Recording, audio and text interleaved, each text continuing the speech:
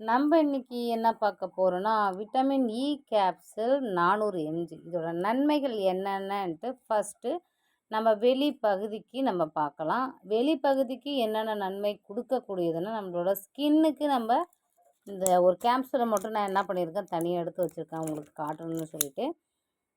இத நீங்க என்ன பண்ணுங்க, கட் பண்ணி உங்க ஃபேஸில ரெகுலரா நைட் டைம்ல நீங்க தடவிட்டு தூங்கும்போது, உங்களோட ஸ்கின் முகம் பளபளப்பா இருக்கும். நல்லா மசாஜ் பண்ணா உங்களுக்கு அந்த பொலிவு குடுக்கும்.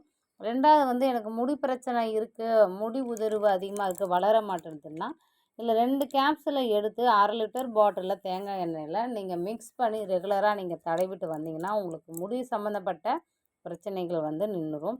இன்னொரு விஷயம் நீங்க பார்க்க போனா, உங்களுக்கு உள்ளுக்கு நீங்க மேக்ஸிமம் எடுக்கக்கூடாது டாக்டர் அனுமதி இல்லாம.